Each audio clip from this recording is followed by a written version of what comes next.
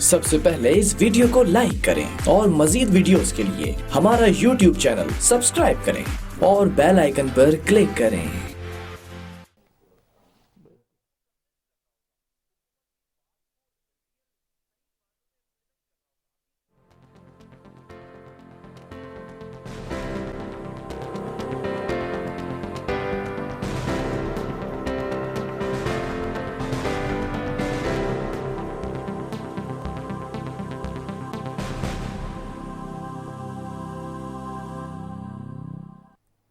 बिस्मिल्लाहिर्रहमानिर्रहीम, अस्सलामुअलैकुम। खुशामदीद कहते हैं आपको program live with Khalid Fatmi में, और मैं हूं इस प्रोग्राम की मेज़बान रुबीना अलवी।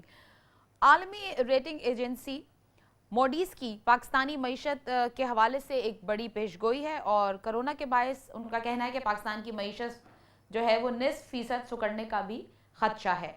इसके साथ साथ उनका ये भी कहना है कि कर्ज दहिंदगान ने पाकिस्तान का मालियाती खसारा कम करने में भी मदद की है। IMF से पाकिस्तान को 1 अरब 39 करोड़ डॉलर मौसूल होंगे स्टेट बैंक के मुताबिक। इसी पर हम आज का प्रोग्राम कर रहे हैं, और खालिद फातमी साहब हमेशा की तरह स्टूडियो से मौजूद हैं। अस्सलाम वालेकुम फातमी साहब। वालेकुम अस्सलाम। फातमी साहब, अगर हम बात करें मोडीज़ जो आलमी रेटिंग एक की बड़ा इदारा है, है, एजेंसी है, बड़ा इदारा है, उसकी जो पेशगोई है पाकिस्तान की मईशत के हवाले से, आप इसको किस नज़र से देख रहे हैं? देखिए, बात ये कि ये एक न्यूट्रल इदारा है और ये कोई पाकिस्तान नहीं, पूरी दुनिया के लिए करता है। पाकिस्तान के लिए जो इन्होंने किया कहा है बाज़ मानों में बेहतर है, क्योंकि जो पिछली रिपोर्ट थी वो काफ़ी निगेटिव थी। इस बार उन्होंने पाकिस्तान को निगेटिव से मनफी से और स्टेबल पे कर दिया है, यानी मनफी से मुस्तहकम की तरफ कर दिया। ठीक है। अच्छा, जो हालात इस वक्त कोरोना के हवाले से है जी, तो पाकिस्तान तो किसी खाते में नहीं है, पूरी दुनिया की इकानमी इस वक्त डोल रही है। आपने देखा ही कि पेट्रोल की कीमत गिर गई है, रूस और सऊदी उलझे हुए हैं। ख़ुद सऊदी के अचानक कम कर देने की वजह से पेट्रोल की कीमत अमेरिका में कम करनी पड़ी है हद से ज़्यादा। तो ये इतनी अनसर्टेन हालत है पूरी दुनिया की कि इस वक्त इकानमी पे तो कोई बात की ही नहीं जा सकती बेहतरी की। पूरी दुनिया की फ़्लाइट्स बंद हैं। बिल्कुल। बल्कि मैं ये समझता हूँ कि पाकिस्तान इस लिहाज से खुशकिस्मत मुल्क है कि बिल्कुल इसकी मिसाल ऐसी है कि ज़लज़ले की ख़बर उसको होती है जो जाग रहा है, जो सो रहा है उसको तो ख़बर नहीं होती ना। अच्छा, जब ज़लज़ला गुजर गया, जब लोगों ने बताया कि ज़लज़ला, तो उसने कहा अच्छा पता नहीं, मैं तो सो रहा था। तो बाद मानों में, यानी मैं बुराई में नहीं कह रहा, बाद मानों में पाकिस्तान की अपनी जो मुआशी पोजीशन वो इतनी ख़राब रही है जी पिछले 10-12 साल से कि उसमें तमाम दावों के बावजूद आपके यहाँ एक्सपोर्ट किसी तौर से ऊपर नहीं हो रहा, इंपोर्ट आपका कम नहीं हो रहा, अब कम हुआ है। मौजूदा हुकूमत ने आने के बाद हॉट फॉरेन करेंसी के चक्कर में बेशुमार पैसे मंगवाएं और आपको पता है कि वो उसमें से बहुत सारे वापस भी गए। स्टेट बैंक ने इंटरेस्ट रेट इसीलिए 13.5% कर दिया था, मकसद ये था कि ज़्यादा से ज़्यादा लोग, वो अल्हम्दुलिल्लाह अब कम कर दिया गया है, अब 9%, 4.5% कम किया गया। तो इससे तवक्को ये है कि पाकिस्तान में, अच्छा अब देखिए, कोरोना के बावजूद गवर्नमेंट ने कुछ कह सकते हैं आप कि बहुत यानी मर्दानावार फ़ैसला किया है, या बहुत डायनेमिक फ़ैसला किया है कि यानी इमरान खान ने इस हवाले से काबिल तारीफ़ है। सिंध से इख्तलाफात अपनी जगह, लेकिन कि इमरान खान ने बहुत अच्छी बात की है कि भाई हमारे पास 2 रास्ते हैं। एक रास्ता ये है कि हम कोरोना से मर रहे हैं, बिल्कुल, और दूसरा रास्ता ये कि घर में बैठ के भूख से मर रहे हैं।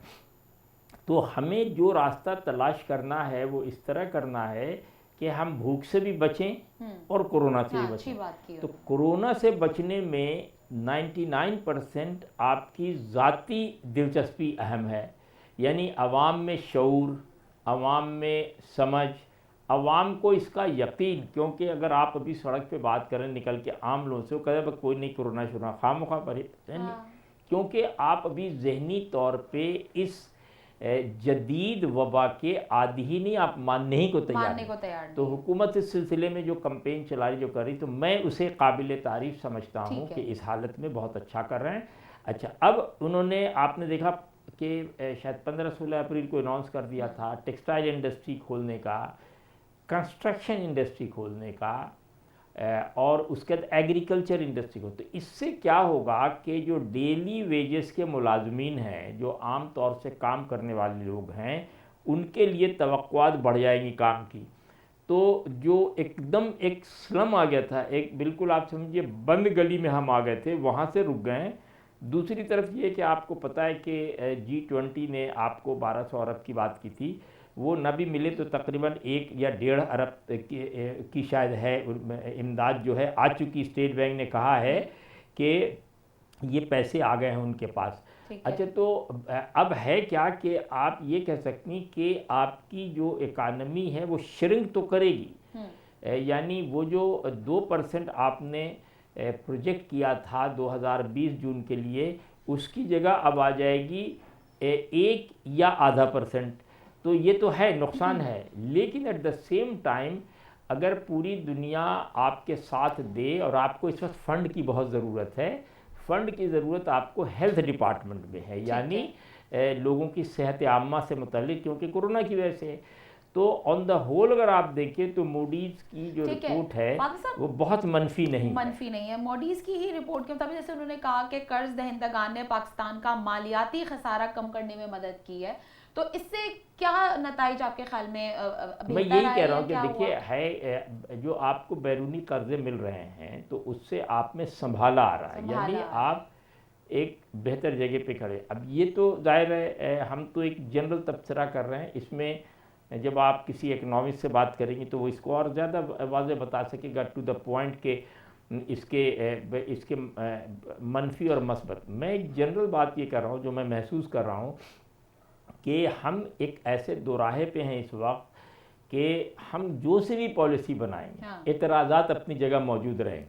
अगर हम बिल्कुल खोल, आप देखें कि हमने मसाजिद पे पाबंदी लगाई हुई है, हमने गैदरिंग पे पाबंदी, हालांकि बड़ा मुश्किल काम है ये, हमने गैदरिंग पे पाबंदी लगाई हुई है, हमने मॉल्स बंद किए हुए हैं, अब वो भी थोड़े बहुत शुरू होने वाले हैं। फिर ये रमज़ान का मौका है। रमज़ान पाकिस्तान में क्या पूरी मुस्लिम उम्मा में, ये दुनिया में रमज़ान बहुत इम्पॉर्टेंट महीना है, मुतबर्रक महीना।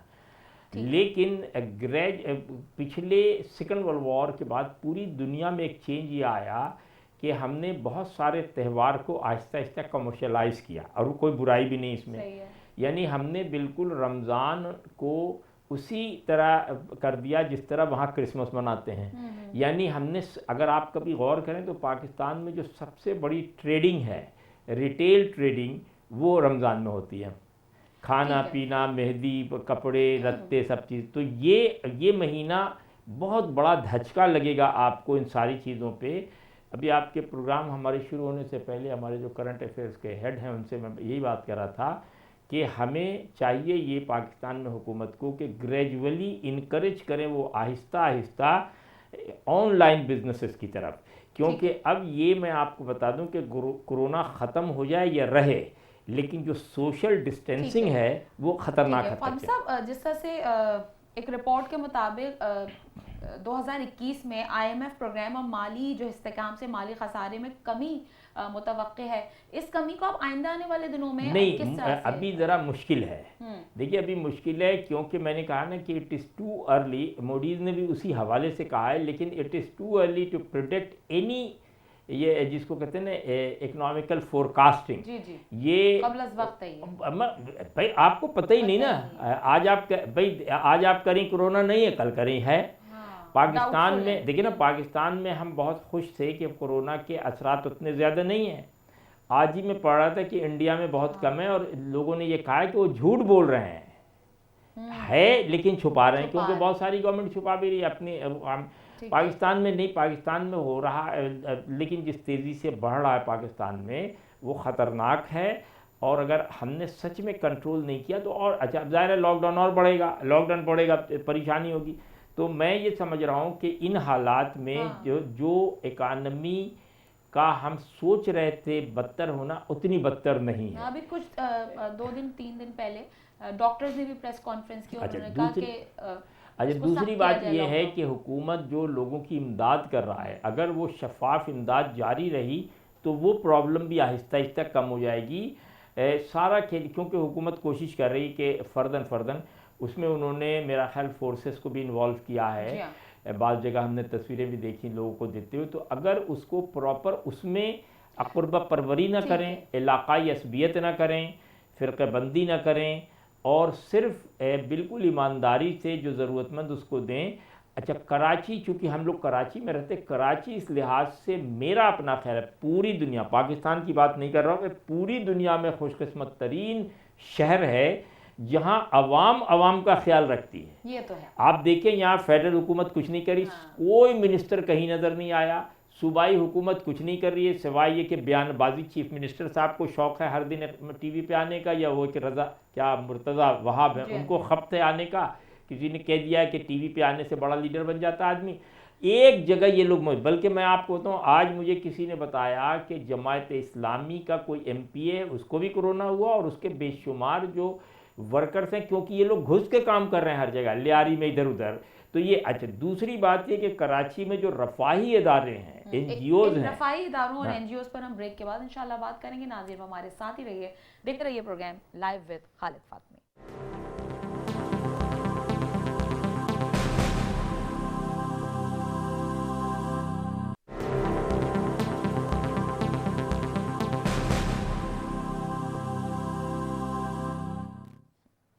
जी नाज़रीन, प्रोग्राम के दूसरे हिस्से में आपको एक बार फिर खुशामदीद कहते हैं और बात के सिलसिले को आगे बढ़ाते हैं जो कि ब्रेक से पहले जारी हो सारी थी। फातमी साहब, अगर आपसे मैं थोड़ा सा प्रोग्राम से हटके कोरोना पे हम स्पेसिफिकली पूछूं, तो जैसे कोरोना अब ज़ाहिर है कि रमज़ान शरीफ भी है और इस एतबार से जितना लॉकडाउन रहा या जो हम गुजार रहे हैं अभी, आपने देखा कि कुछ उसके बेहतर नताइज सामने आए या हम वो नताइज नहीं हासिल कर सके जिस बुनियाद पर ये लॉकडाउन था? दो अलग बातें। नताइज बिल्कुल हासिल हुए हैं मस्बत।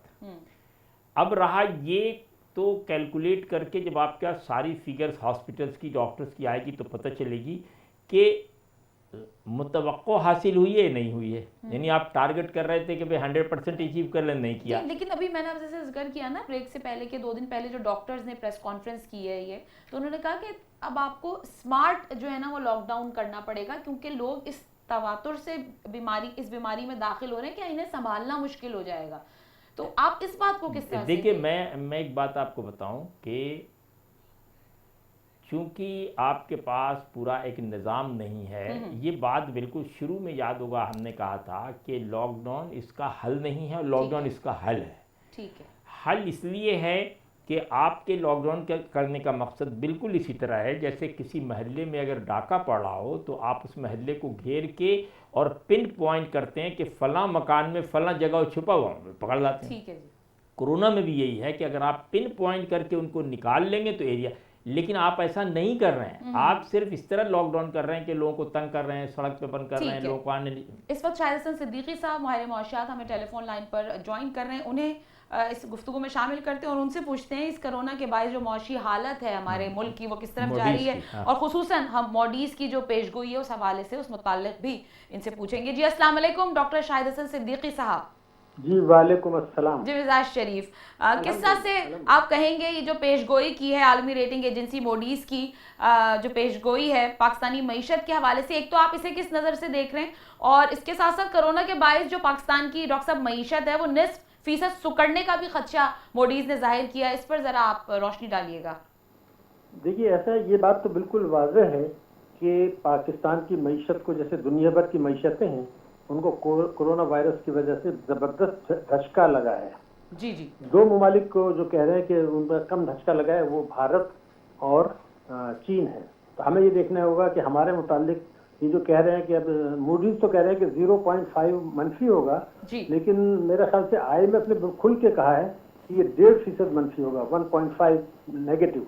और खुद स्टेट बैंक ने भी IMF की रिपोर्ट से आने से अगले दिन अपना स्टैंड चेंज कर दिया और उन्होंने कहा जी ये 1.5% मनफी होगा। तो ये तो बहुत संगीन सूरत हाल इसलिए है कि हुकूमत की इस सोच ये नजर आती है कि जो इतनी भी नाकामियां हैं मईशत के शोबे में जी। जो कि हुकूमत की गलत पॉलिसियों की वजह से या फ्यूडल कल्चर की बदली पॉलिसियों की वजह से उनको सबको कोरोना वायरस के खाते में डाल के बात को आगे लेके चले जाएं। और पहले को जो वक्त गुजरा था यही था ना कि जी तबाह मीशत, अब 1-2 साल इसमें निकालेंगे कोरोना वायरस के नुकसान और फिर इलेक्शन ईयर आ जाएगा। तो ये सोच को अगर इस्लाह नहीं की गई तो मेरे ख्याल से पाकिस्तान को बड़ा नुकसान होगा। अब ये जो 1.5% की बात हो रही है, IMF मंफी और मूडीज जो है वो 0.5% मंफी कह रहे हैं। जी। मगर हमें ये देखना है कि फाइनेंशियल ईयर 2019 और जुलाई से फरवरी 2020 जबकि कोरोना वायरस नहीं था, उस वक्त हमारा लार्ज स्केल मैन्युफैक्चरिंग इस हफ्ते में 3% मंफी रहा है। और वो 3 लार्ज स्केल मैन्युफैक्चरिंग होता है 80% ऑफ द मैन्युफैक्चरिंग सेक्टर। तो हमारे जो बेशतर अशारिये थे और जिसमें कि शरह नमू था, ये सही नहीं थे फरवरी तक। ये हम तस्लीम कर लें, अगर ये तस्लीम कर लेते हैं कि नहीं थे, सिवाय तिजारती खसारा या करंट अकाउंट डेफिसिट या रेमिटेंसेस, तो बेशतर तो मंफी थे। तो अगर उसके बाद ये झटका लग रहा है तो ये कितना बड़ा झटका होगा। और एक और परेशानी हमें ये सोचनी है कि अगर इस झटके को कर्जों और इमदाद से टेम्परेरी गुजार लिया तो फिर आगे जब ये वक्त आएगा जब ये कर्जे रीशेड्यूल होने के बाद वापस करने होंगे, उस वक्त हमारा क्या हाल होगा। इन चीजों को अगर नजरअंदाज करते हैं तो मेरे ख्याल से बड़ी गलती हम कर रहे हैं। अच्छा डॉक्टर साहब, इसके साथ साथ ये कबल वक्त होगा पूछना, लेकिन ये जिस तरह से एक रिपोर्ट के मुताबिक कहा जा रहा है कि 2021 में IMF प्रोग्राम जो है और माली इस्तेकाम से माली खसारे में कमी मुतवक्के होगी। इसके साथ साथ मुल्क की मुआशी शरह नमू 2% रहने का भी इम्कान मॉडीज ने जाहिर किया है। आप इसको किस तरह से देख रहे हैं? देखिए, ये फाइनेंशियल ईयर 2021 की बात कर रहे हैं जिन्होंने 2% कहा है, लेकिन उसको आलमी बैंक ने 0.9 कहा है। मगर बहसियत हमें ये देखना है कि भारत के मुताबिक जो फाइनेंशियल ईयर 2021 में कहा गया है वो है कि वो 7.4% ग्रो करेगा, और पाकिस्तान को फाइनेंशियल ईयर 2022 में कह रहे हैं 3% करेगा। तो फिर मेरे जहन में ये आ रहा है कि फिर सीपैक कहाँ है? 14 से जो शुरू हुआ था तो हमारे सीपैक के असरात कब नजर आएंगे? एक तो ये सवाल है। दूसरा ये था कि अगर भारत 21 में 7.4% तक गिरो कर रहा है, ये प्रेडिक्शन से IMF की, तो पाकिस्तान के मुतालिक 0.9 से जो 2% है, अगर ये हो भी जाता है तो मेरे ख्याल से इस तशवीश का सामान इसलिए रहेगा कि 7% से कम जब ग्रोथ होती है तो आपको भी पता है कि हमारे यहाँ उससे गुर्बत भी बढ़ती है, बेरोजगारी भी बढ़ती है और गरीब और अमीर का फर्क भी बढ़ता है, क्योंकि हमारी जो टैक्सेशन की बैंकारी की पॉलिसियां हैं वो इस्तेसाली हैं। तो इन खतरात को नजरअंदाज करना साथ में मेरे ख्याल से हम आग से खेल रहे हैं। ठीक है डॉक्टर साहब, अस्सलाम वालेकुम। ख्वाहिश फातमी अर्ज कर रहा हूँ। सर, क्या हाल चाल है? जनाब वालेकुम अस्सलाम, अल्हम्दुलिल्लाह। अच्छा, आपने ज़ाहिर है इंडिया और पाकिस्तान दोनों की बात की। अच्छा, तो मैं ये कह रहा हूँ कि पाकिस्तान की तो इकानमी, आपसे ज़ाहिर बेशतर प्रोग्राम में हम जानना भी चाहते हैं और हासिल भी करते हैं इल्म कि हमारी इकानमी तो एक तवील अरसे से शैटर्ड है ही है। जब मौजूदा हुकूमत ने आने के बाद चूँकि ऐलान तो ये किया था कि हम 1 रुपया कर्ज नहीं लेंगे और अपनी जितनी चादर उतना ही पैर फैलाएंगे, लेकिन उसके बाद जो कर्ज़ों का अंबार लगाया है इन्होंने, वो भी आपके सामने बल्कि आप ही बताते रहें। अब इस वक्त जो कोरोना वायरस के हवाले से पूरी दुनिया में इकानमी, टूरिज़्म बंद है, फ़्लाइट्स बंद है, ट्रांसपोर्टेशन बंद है, इंडस्ट्रीज़ बंद। अब जो इन्होंने थोड़ा सा इंडस्ट्रीज़ को हल्का फुल्का खोलने की इजाज़त दी है, जिसमें कंस्ट्रक्शन की है, एग्रीकल्चर की है, टेक्सटाइल की है, लेकिन ज़ाहिर है फ़्लाइट्स बंद हैं, ट्रैवलिंग बंद है, टूरिज़्म बंद है। तो आप क्या समझते हैं कि हम प्लस कोरोना पे भी ज़ाहिर है दुनिया से मदद मिल भी रही, लेकिन उसके बावजूद भी इनको और मदद चाहिए। ऐसी सूरत में तो ज़ाहिर है हम इकानमी पे कोई नॉर्मल गुफ्तगू तो कर नहीं सकते। इन तमाम जो मसाइब और परेशानियां इसके नीचे ही, इसके साए में रह के करना, उस सूरत में आप क्या देख रहे हैं कि पाकिस्तान किसी मुआशी ख़तरे में तो नहीं आ रहा है या ख़तरे में आ रहा है? ये पूछना है मकसद। देखिए, मैं पहले आपसे एक अर्ज कर दूँ, थोड़ा सा हटकर हो जाएगा, कि मेरे अपने ख्याल से जो कोरोना वायरस के खतरात हैं इसमें या तो लॉकडाउन होता है या नहीं होता। ये स्मार्ट लॉकडाउन या नरम, ये मेरे ख्याल से इससे बड़ा धोखा हम अपने आप को नहीं दे सकते।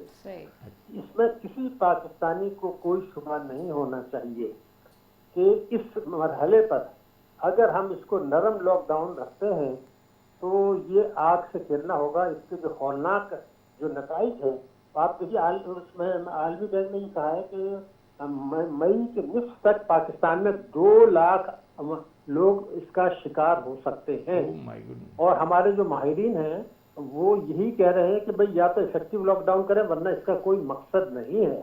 क्यों? उसकी वजह यह है कि जो मैंने आपकी खिदमत में पहले भी अर्ज किया था कि इंसानी जानों को बचाना सबसे बड़ा मसला है। जान अगर चली गई तो चली गई। मईशत को अगर हम 200, 300, 400 अरब का नुकसान पहुंच जाता है उसकी तलाफी तो मुमकिन होगी। हम तो 4000 अरब रुपए हर साल टैक्सों में वैसे ही नुकसान करते हैं, तो 400 अरब का ये भी हो जाए, आप नोट छाप के गरीबों को दे दें। तो पहले तो ये बुनियादी फैसला हुकूमत को असर नौ करना पड़ेगा कि क्या ये लॉकडाउन को नरम करना और इस किस्म की हरकतें करना, उसके बाद जो खुदा न खास्ता झटके लगेंगे हम लोग उसको संभाल पाएंगे, या हम पेशेंट्स को जो है ना सड़कों पर डाल के वहाँ इलाज कर रहे होंगे और डॉक्टर्स भी भाग जाएंगे। उससे डरने की जरूरत है। मुझे नहीं पता आपके नजरियात क्या हैं, मगर मेरे अपने ख्याल से इसको पहले टैकल करना चाहिए। एक तो चीज़ ये है। अच्छा डॉक्टर साहब, ये जो आपने लॉकडाउन की बात की, मेरा भी ज़रा सा ख्याल यही है, लेकिन इससे मुख्तलिफ। लॉकडाउन का मकसद सिर्फ ये होता है आम तौर से, जो चीन ने भी समझाया कि आप इलाके को लॉकडाउन करके वहाँ से बिल्कुल जैसे सेब की पेटी में से गंदे सड़े हुए सेब निकाल लेते हैं, इसी तरह आप वहाँ से अगर चुन चुन के लोगों को निकालते हैं तो लॉकडाउन के बाद आप लॉकडाउन खोल सकते हैं, इलाका साफ़ हो जाता है। लेकिन पाकिस्तान में जो प्रोसेस है उसमें लॉकडाउन होने और ना होने दोनों सूरतों में कोई फ़र्क नहीं। उसकी वजह कि लॉकडाउन में भी तमाम आसानियाँ उसी तरह लोग घूम फिर रहे हैं, और आप सही मानों में गवर्नमेंट के सारे दावों के बावजूद अब तक कोई पिन पॉइंटिंग का तरीका, आज बल्कि अखबार में था या कल था शायद, कि ISI को भी उन्होंने इन्वॉल्व किया है कि वो लोगों को निकालेंगे और जो कोरोना वायरस के मरीज़ हैं उनको उनकी निशानदेही करेंगे। तो अगर तो आपने निशानदेही नहीं की तो लॉकडाउन करें या ना करें फ़र्क क्या पड़ेगा? मेरा ये कहना है कि लॉकडाउन करके उसे, जैसे वुहान में अगर उन्होंने किया था चीन ने, तो फिर वुहान से बीमारी को बाहर नहीं जाने दिया। हमारे यहाँ तो बीमारी घूम रही पूरे पाकिस्तान में। हाँ, तो अब जो सिचुएशन है बिल्कुल आपने हल ही पेश कर दिया। अगर आपके 115 जिलों में ये फैल चुका है और हमारे टेस्ट करने की रफ्तार इतनी कम है कि हमें पता ही नहीं है खुद भी, और अब ये देख रहे हैं कि ईच पासिंग डे नंबर बढ़ रहा है। उसकी वजूहत यही है कि हमारे एक वो डिसिप्लिन नहीं है जो चाइना में था।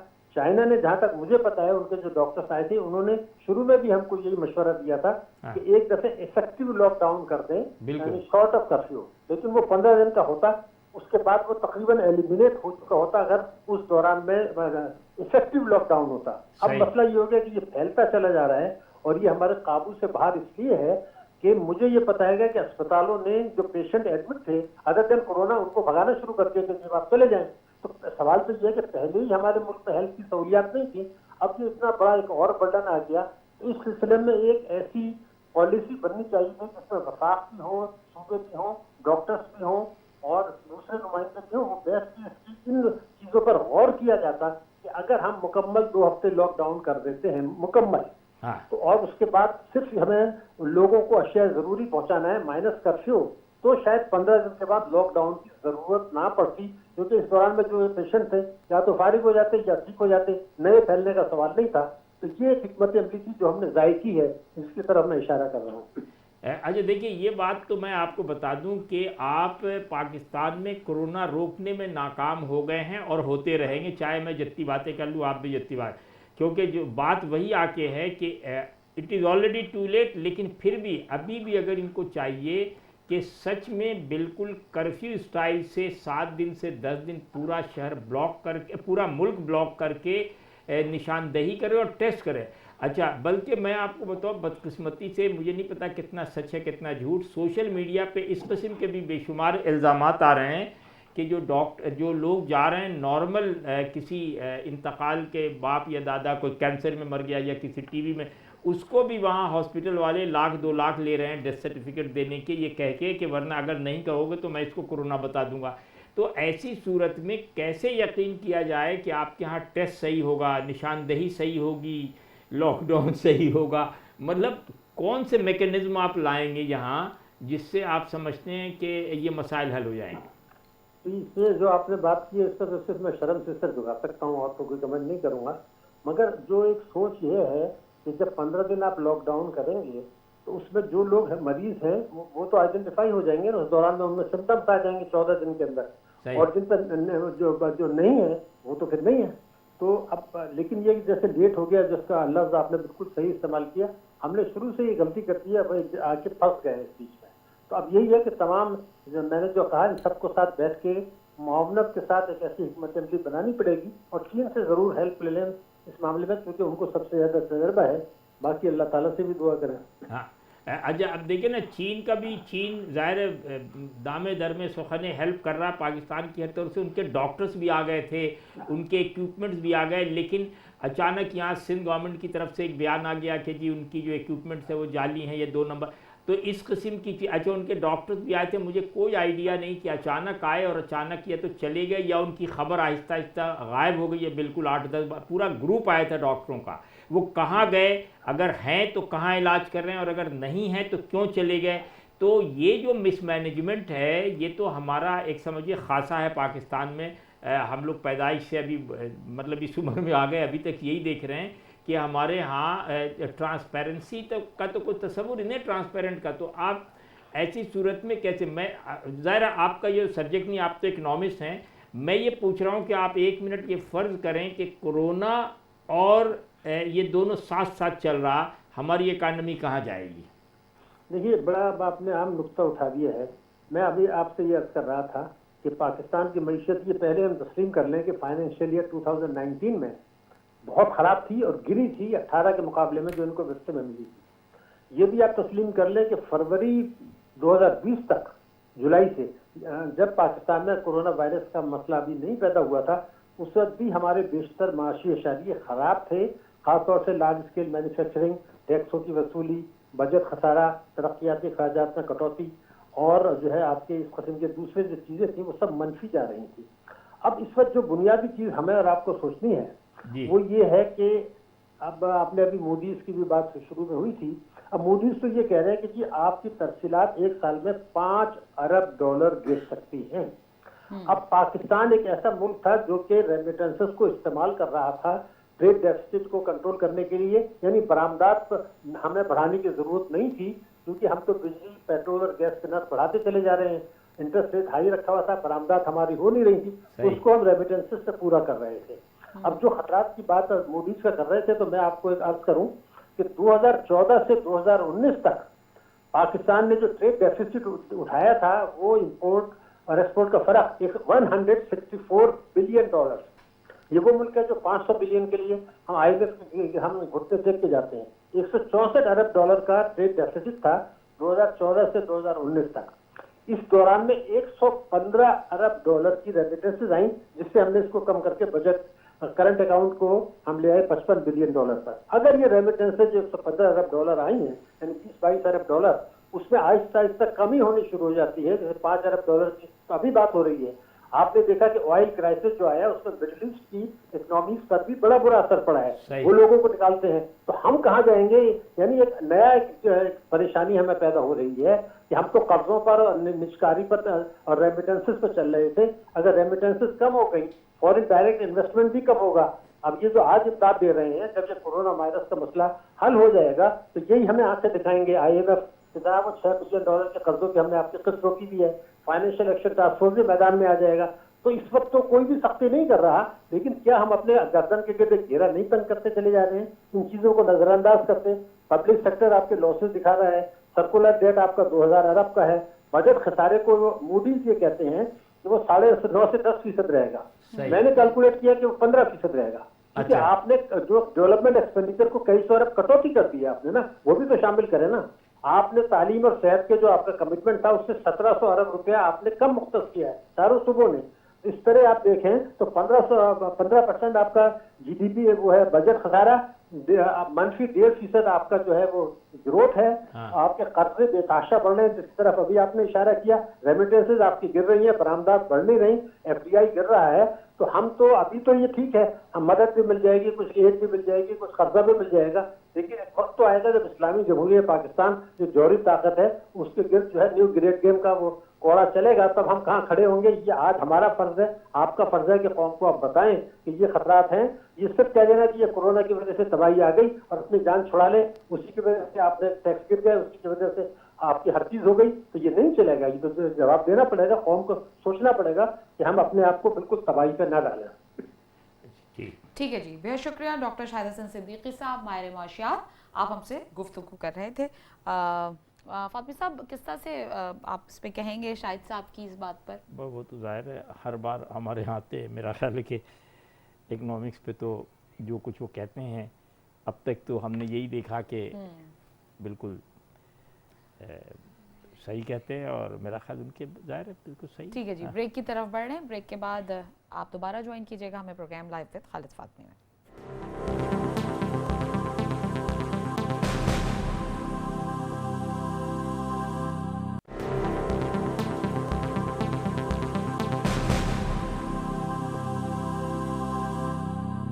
जी नाज़रीन, प्रोग्राम के आखिर में आपको एक बार फिर खुशामदीद कहेंगे। फातमी साहब, जिस तरह से IMF का जो एलामिया है उसमें उन्होंने कहा कि जो ये रकम जो है वो रैपिड फाइनेंसिंग इंस्ट्रूमेंट या इसको यूँ कह लें RFI के तहत मिली है। ये जो 39 अरब करोड़ डॉलर मौसूल हुए स्टेट बैंक को, तो आप जी हाँ, तो आपके ख्याल में ये कोरोना जो है, ये कर्जा जो है वो कोरोना वायरस से पैदा होने वाली सूरत हाल से निपटने के लिए? ये भी है, जी हाँ, ये भी है। देखिए है क्या पाकिस्तान ने, आपको याद होगा पहले भी G20 में जब बात हो रही थी 1200 अरब की, जिसके बाद क्लैरिफिकेशन आई IMF के, और फिर ये कहा गया कि हमने अभी सोचा नहीं करें। देखिए इस वक्त पूरी दुनिया को पता है कि कौन कौन से ममालिक जो हैं वो इसमें फंसे हुए हैं और कितनी मदद की ज़रूरत है। मदद तो सब करेंगे, लेकिन जैसा कि अभी डॉक्टर साहब ने कहा बहुत अच्छी बात, कि मसला मदद का नहीं है, मसला ये है कि आपको इससे बचना है कोरोना से। ठीक है, ये अहम नहीं है कि पैसे मिल रहे हैं या नहीं मिल रहे हैं आपको। और मैं डॉक्टर साहब की इस बात से थोड़ा सा एग्री भी करता हूँ कि अगर तो सच में हमने इसी तरह वो कहते हैं ना, नीम हकीम ख़तरे जान और नीम मुल्ला ख़तरे ईमान वाली बात, कि हम लॉकडाउन कर भी रहे हैं और नहीं भी कर रहे हैं। मैंने आपसे शुरू में कहा कि इमरान खान की ये पॉलिसी किसी हद तक सही तो है कि भाई लोग भूख से न मर जाएं, लेकिन इतनी भी नरमी, अच्छा इस नरमी और सख्ती की भी बात नहीं। क्या पाकिस्तान में मेडिकली ये सलाहियत है कि वो रोज़ाना की बुनियाद पे, जैसे पोलियो का होता था कि रोज़ाना की बुनियाद पे पूरे मुल्क के लोगों को वो इससे सेंसर करें गुजार के और बता दें कि भाई यहाँ है? नहीं है। अगर ये कह रहे हैं तो झूठ कह रहे हैं। जो हालात हैं वो ये बता रहे हैं कि बहुत ही गैर मियारी तस्दीक की जा रही है, एक बात। नंबर 2 ये है कि प्रॉपर उसकी आबादी के हिसाब से नहीं की जा रही है। आपको ख़बर मिली कि फला जगह आप पहुंच गए डंडा लेके वहाँ पुलिस के साथ, और आपने तो चाहा, तो इस तरह नहीं चलेगा। आपको बाकायदा जैसे मरदमशुमारी में गिनती करते हैं, इसी तरह आपको इस बीमारी के हवाले से महल्ले महल्ले और गली गली आपको, प्लस आपके पास जो इन्फॉर्मेशन है जो कॉन्फिडेंशियल होती है, आपकी जो एजेंसीज देती है, उससे मदद लेनी पड़ेगी।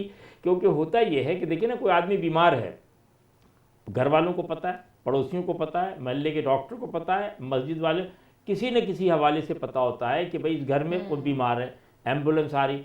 तो इस तरह इसमें जो इंटेलिजेंस के इदारे हैं वो बहुत अहम रोल प्ले करते हैं, और वो आपको बता सकते हैं कि भाई इन, और जब तक आप पिन पॉइंट करके मरीज़ नहीं निकालेंगे उस वक्त तक आप कैसे करेंगे? भाई आपने एक मोहल्ले में 2 आदमी लिए, कल उसने 3 को और लगा दिया।